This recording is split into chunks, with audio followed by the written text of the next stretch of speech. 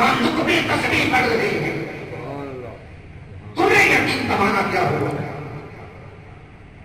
بادشاہ کے سامنے جب مال غنیمت پھیلا دیا جائے، ہیرے جواہرات یاقوت پڑے ہوں، اور بادشاہ کی نظر کسی خاص ہیرے پر آ جائے اور اسے وہ اپنے لیے چن لے، اسے عربی کے اندر کہتے ہیں آوا، چننا۔ فرمایا حبیب ہم نے جب مخلوق کو پیدا کرنا چاہا، تجھے بس ہم نے اپنے لیے چن لیا۔ آدم یجد کا یتیما، کیا ہم نے آپ کو منفرد نہیں پایا؟ عشق میں، محبت میں، شوق نگاہ میں، قربت میں، آوا، پھر ہم نے تمہیں اپنے لیے چن لیا، اپنی محبت کے لیے چن لیا۔ لوگ مجھ سے محبت کرتے ہیں، میں تجھ سے محبت کرتا ہوں۔ لوگ میری حمد کرتے ہیں، میں تجھ پر درود و سلام پڑھتا ہوں۔ جی، لوگ میری قسمیں اٹھاتے ہیں، میں تیری قسمیں اٹھاتا ہوں۔ لوگ مجھے راضی کرتے ہیں، میں تجھے راضی کرتا ہوں۔ جی، تجھے راضی کرتا ہوں۔ اور لوگ رخ کرتے ہیں قبلہ کی طرف، ہم فرماتے ہیں حبیب جدھر تیرا چہرہ ہو جائے گا ادھر قبلہ ہو جائے گا۔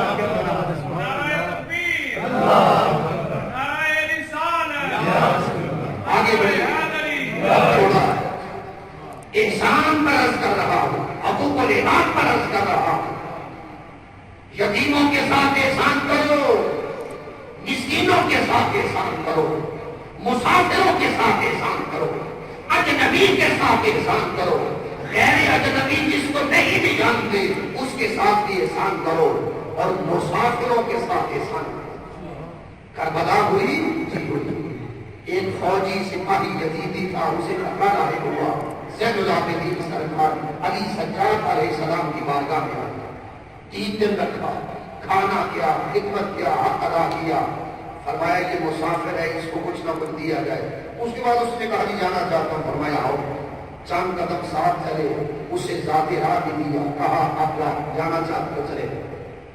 وہ جب آخری قدم اٹھانے لگا بستی کے باہر، اس کے دل میں 3 دن سے سوال گردش کر رہا ہے، اور وہ کہنے لگا حضور لگتا ہے آپ نے مجھے پہچانا نہیں، لگتا ہے آپ نے مجھے پہچانا نہیں، میں مسافر ہوں، کہاں سے آیا، کون ہوں، پس منظر کیا؟ فرمایا دیکھے تو یہ کہہ رہا ہے پہچانا نہیں ہوں، میں تجھے اس دن سے جانتا ہوں جب وہ کربلا کے روز بڑھ بڑھ کر آگے حملے کر رہا تھا، تیر پھینک رہا تھا، برسیاں چلا رہا تھا، ڈیبے پھینک رہا تھا۔ فرمایا اگر آپ جانتے ہیں کہ میں دشمن ہوں، حملہ کرنے والا ہوں، کربلا کے دن سے جانتے ہیں، کھانا بھی دے رہے ہیں، رکھ بھی رہے، بستر بھی دے رہے، قدم بھی اٹھا رہے، ذاکرہ بھی دے رہے، یہ سارا کچھ میں کیا دیکھ رہا ہوں؟ فرمایا میدان کربلا میں جو تو نے کیا یہ تیرا کردار تھا، اور مصطفیٰ کے بیٹے کے 3 دن گھر میں رکھ کر جو تجھے مسافر بنا کر رکھا، ذات راہ دیا، اس نے سلوک کیا، یہ میرے نانا محمد مصطفیٰ کا کردار ان کی نسل سے ہوں، میں ان کا چشم و چراغ ہوں، ان کا چشم و چراغ۔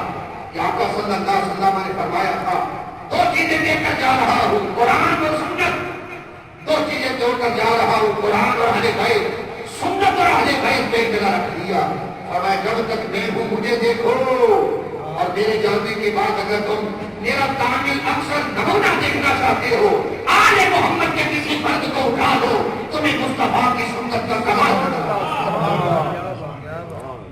اللہ رب العزت نے حسن سلوک کا حکم دیا، احسان کا حکم دیا۔ پھر سنو، لفظوں میں احسان ہے، تو لفظ بندہ بولتا ہے، ہم گالی سے ہٹ کر بات نہیں کرتے، اتنا کلچر بگڑ گیا، اتنی نسل بگڑ گئی، اتنی معاشرت بگڑ گئی، ہم گالیاں دے رہے ہیں، ہم فحاشی یعنی جیسے کلمات فعل ہو، قول ہو، عمل ہو، ادار کی طرف بڑھ رہے ہیں، ہمیں خبر ہی نہیں۔ کرامن کاتبین یعلمون ما تفعلون، یہ لکھنے والے جانتے ہیں جو تم کر رہے ہو، آج تو گالیاں دے رہے ہو، مگر پڑھیے سورہ یاسین کو، قیامت کا دن ہے، الیوم نختم علی افواہہم، آج ہم ان کے منہوں پر مہر لگا دیں، وتکلمنا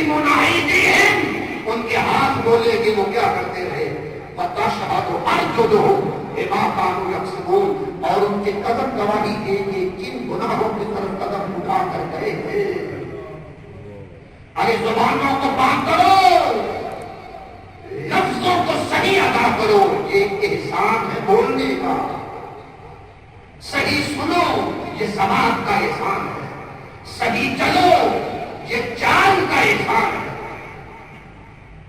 اللہ رب العزت نے ہمیں احسان کا حکم دیا، احسان کا ضرورت اس بات کی ہے کہ ہم آپس سے دشمنیاں نکالیں، محبت پیدا ہے، باہمی شیر و شکر ہو جائیں۔ المسلم اخو المسلم، مسلمان مسلمان کا بھائی ہے، لا یظلمہ، نہ اس پر ظلم کرتا ہے، نہ اس کی غیبت کرتا ہے، نہ چغلی کرتا ہے۔ حقوق ہیں ایک مسلمان کے دوسرے مسلمان کا۔ لہذا درس و تدریس کا مقصد مزید یہ ہوتا ہے کہ لوگوں کو کچھ جھنجھوڑا جائے، لوگ پلٹے اللہ کی طرف اور اللہ کے رسول صلی اللہ علیہ وآلہ وسلم کی طرف لوٹے پلٹے۔ تو آج فقط ایک ہی نقطہ آپ سے عرض کر رہا ہوں، عبادت میں احسان کا درجہ اختیار کرو، اس کے سوا کسی کو شریک نہ کرو، اس کی عبادت میں کسی کو شریک نہ کرو۔ وہ واحد ہے، وہ یکتا ہے، وہ تنہا، صفات میں شریک نہ کرو، ذات میں شریک نہ کرو، اسماء میں شریک نہ کرو، تسبیح تحلیل حمد و ثنا میں شریک نہ کرو۔ پھر حکم دیا والدین سے حسن سلوک کرو، احسان کرو، ان کی زندگی پر ادب کرو، نافرمانی نہ کرو۔ فلا تقل لهما اف، کوئی نہ کہو، ولا تنہرہما، چھڑکو نہ، وقل لهما قولا کریما، نرم لہجے سے بات کرو۔ دنیا سے پردہ کر جائیں، ربنا اغفر لی ولوالدی وللمؤمنین یوم یقوم الحساب، ان کے لیے دعائے بخشش کرو۔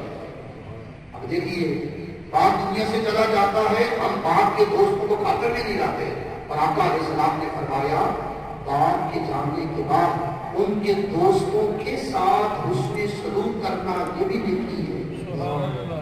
نمازی دوست ہو سکتے ہیں، سیر والے دوست ہو سکتے ہیں، کاروبار اور بزنس اور تجارت والے دوست ہو سکتے ہیں۔ اہلیہ دنیا سے چلی جائے، اس کے بعد ہم آہستہ اقارب یا ان کی سہیلیاں ان کو خاطر میں نہیں لاتے۔ آپ اپنے سامنے رسول رسول صلی اللہ علیہ وسلم کو، حضرت سیدہ خدیجہ سلام اللہ علیہا، ان کے وصال مبارک کے بعد جب بڑی عید آئی، قربانی کا گوشت ہوا، آقا جہاں صلی اللہ علیہ وآلہ وسلم نے فرمایا یہ قربانی کا گوشت خدیجہ کی ان سہیلیوں کے گھر بھیجو جو ان کی زندگی ان کے ساتھ بیٹھ کر کلام کیا کرتے ہیں۔ سیرت دیکھو، سیرت کے نمونے دیکھو، ان کی نگاہ اقدس ان سہیلیوں تک حسن سلوک کے لیے کام کر رہی ہے کہ وہ جو آیا کرتی تھی، بیٹھا کرتی تھی، خدیجہ الکبریٰ کے ساتھ کلام کرتی، سوال کرتی، جی آج ان کو بھی رسول اکرم صلی اللہ علیہ وسلم یاد رکھتے ہیں۔ تو ہمیں چاہیے ہم اپنی زندگی سے دشمنیاں اور عداوت نکالیں اور محبت پیدا کریں۔ رشتے اللہ نے چند رشتے ہوتے ہیں، اور زیادہ رشتے دنیا میں، بڑا کسی کے 50 گھر ہوں گے، 30 گھر ہوں گے، 10 گھر ہوتے ہیں، اور اس مختصر سی زندگی میں ہمیں چاہیے ہم بنا کے رکھیں، بگاڑ کے نہ رکھیں، ہر ایک سے محبت کریں، ہر ایک سے پیار کریں، ہر ایک کے ساتھ حسن سلوک کے ساتھ پیش آئیں۔ اقبال کہتا ہے کرو مہربانی تم اہل زمین پر، خدا مہربان ہوگا عرش زمین، زمین والوں پر تم رحم کرو، آسمان والا تم پر رحم کرو۔ آخری بات تو بڑے یہ 100 سے زیادہ قسمی احسان ہیں، پھلوں سے احسان کرو، درختوں سے احسان کرو، جانوروں سے احسان کرو، نباتات سے احسان کرو۔ آپ کہیں گے جی جانوروں سے کیا احسان ہو سکتا ہے؟ ایک حدیث پاک سے مثال دے دیتا ہوں تاکہ آپ کا فہم کھلے۔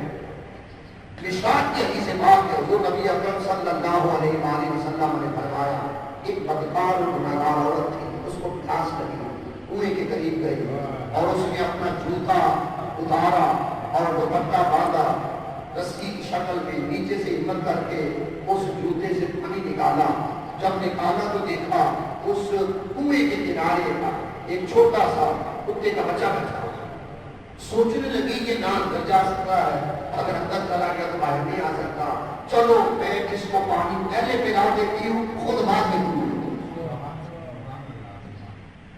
جی جانوروں کے ساتھ احسان، اللہ اکبر، اس نے پہلے اس جانور کو پانی پلا دیا اور میرے آقا صلی اللہ علیہ وآلہ وسلم نے فرمایا اللہ پاک کو اس بدکار اور گناہگار عورت کی ادا اتنی پسند آئی، غفر لامرأۃ، خدا نے اس عورت کی بخشش کر دی،